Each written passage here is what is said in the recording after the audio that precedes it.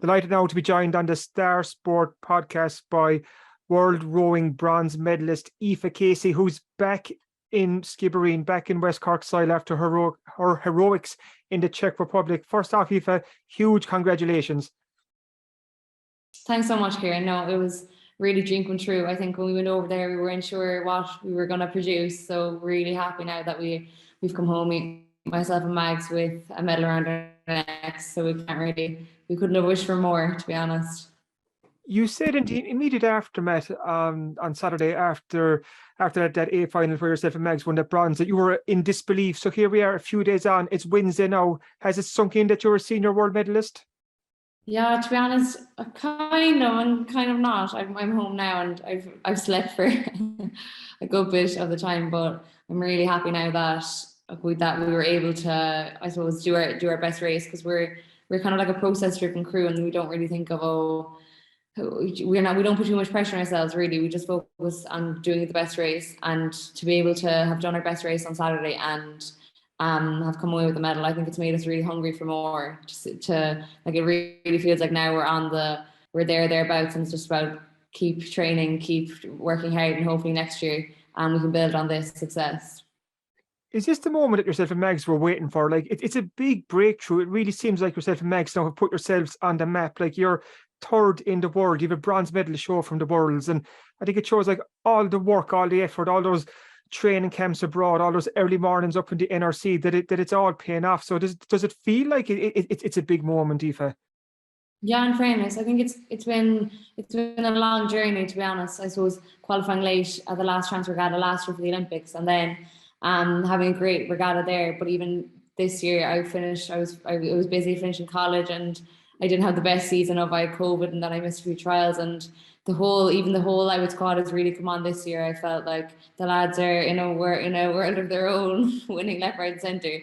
But even the light women's squad, we've Lydia, there's Mags, and myself. Like, we've all trained so hard this year, so it's really like a team effort of like when you see someone from this team doing well, it's a real boost to the whole work ethic and everything. So I think it's a real team success, because we've got like Eamon, our weights coach, and we've got the physios, Colm and Heather, that are always helping out with the niggles and stuff like that. That even being able to celebrate with Dad after the race was a really special moment. That it's such a it might just be me and Mags on the podium, but there's so many people behind us supporting us. So that was a really special moment after we got the bronze medal.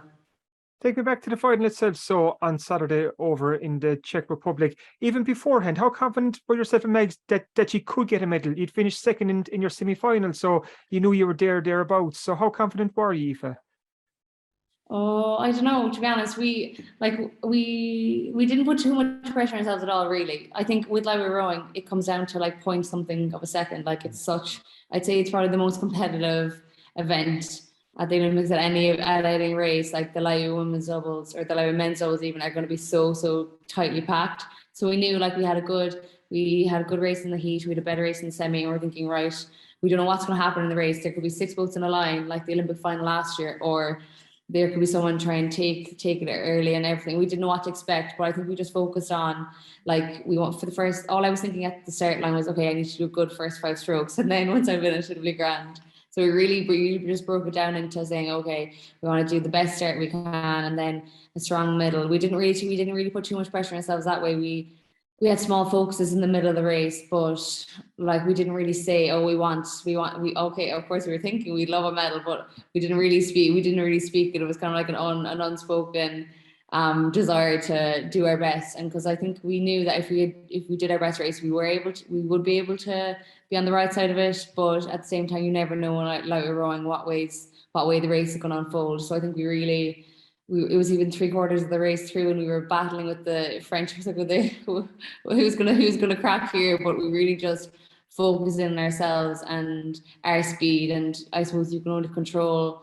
We kind of said before the race, we can only control what we do. You can't really control anything else. So I think that we really had a really good and fun race that way. That we were in the middle of the race and we were both raring to go, and you could see that in the last 500. Then when we kind of just upped and found an extra gear. So it was a really fun race, as well as really hard and sore. But it was more so about racing the race that we're in rather than thinking about what's going to be the lineup at the end of the race, you know.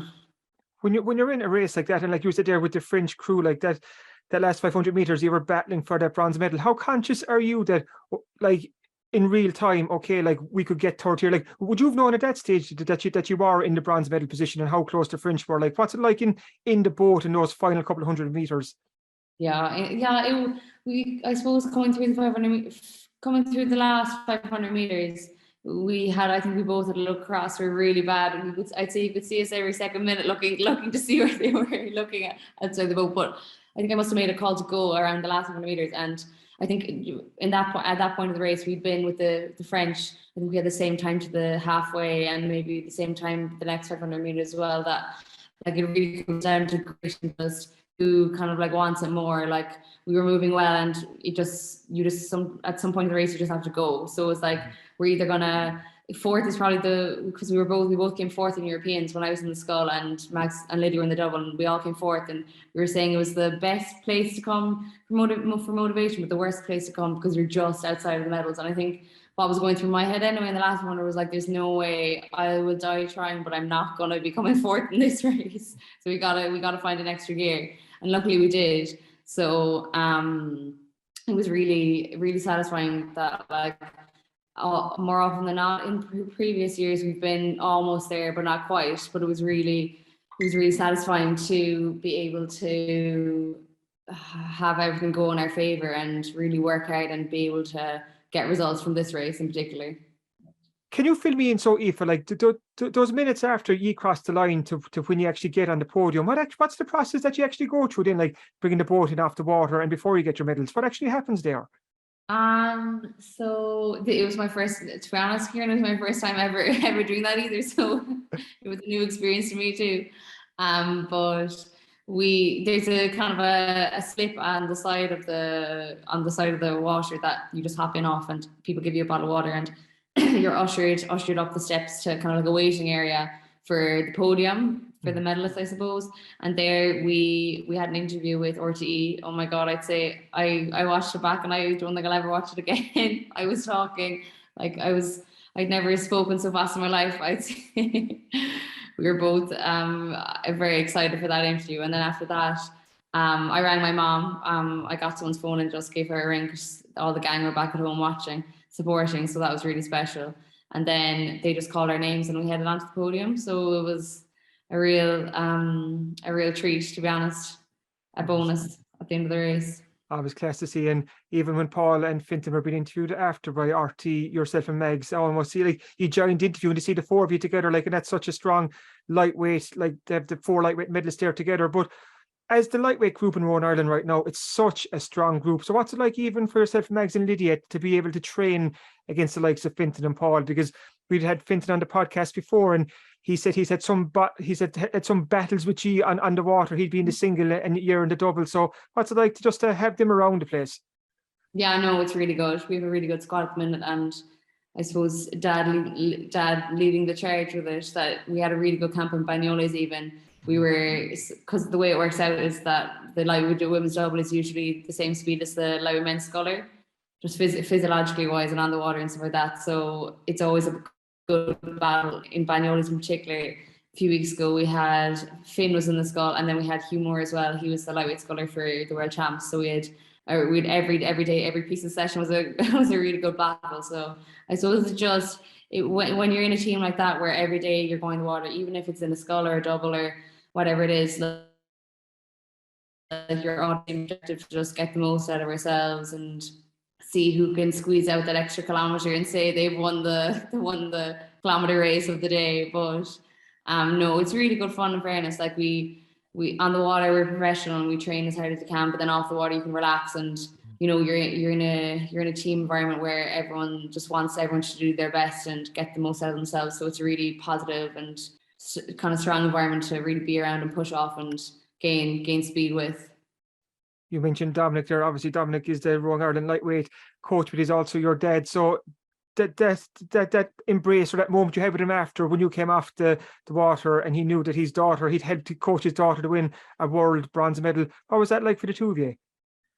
Yeah, no, it was really good. Yeah, Like I suppose it was a surreal experience, I suppose. Like with the way I suppose Dad coaches, it's like it's really transparent. So like he doesn't really have any favorites. Everyone's treated the same way. But even just him taking our oars off the slip, and both me and Max giving him a hug, and sure we were all on cloud nine after that. Like who could have believed it, really? Like it's been a long journey, and to be able to celebrate with him after the race, the three of us, was really special. Just to, we're a team when it comes down to it, and being able to him get the most out of us and us be able to, I suppose, produce the results. It just kind of shows how Lightweight Rowing is stepping on, and how the way we're doing it at the National Rowing Centre is really working. So it's a real testament to, I suppose, the program that he builds and the way we train and the environment that we're working in. And how long did it take Dominic to tell you to de-rig the boat or put it back up on the trailer? Oh, I'd say it was 30 seconds max. It's straight away. Max's face fell. She was like, I need to go see my dad. But yeah, no, we were after that. And then we got. Oh, brilliant. And I need to ask too, Aoife, like, and you're probably better placed more than most, like, what makes Dominic just so special when it comes to rowing? I know it is his life, and he's done such a brilliant job at Skibbereen Rowing Club, and he's doing such a great job at Rowing Ireland as well. But any bit of insight that you can give us? Like, he's rowing mad. I remember your mom Eleanor telling me before that he's like thinking rowing all the time, even when he's at home sitting on the couch or whatever he's doing, he's thinking about rowing. Just what keeps him ticking along all the time? Yeah, that's a $1 million question.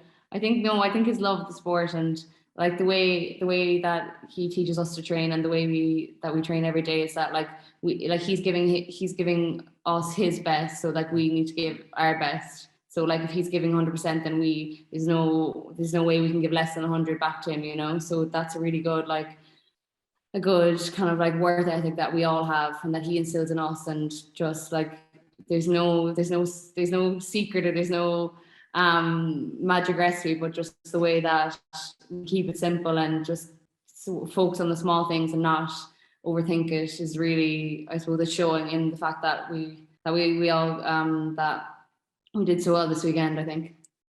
What's next so for the Irish women's lightweight double? Is it a couple of weeks off now before you start into the winter slog again? Yeah, definitely. I think a couple of weeks off, restart the social life, see if I have any friends left. We've been away for a while, so it's really nice for it.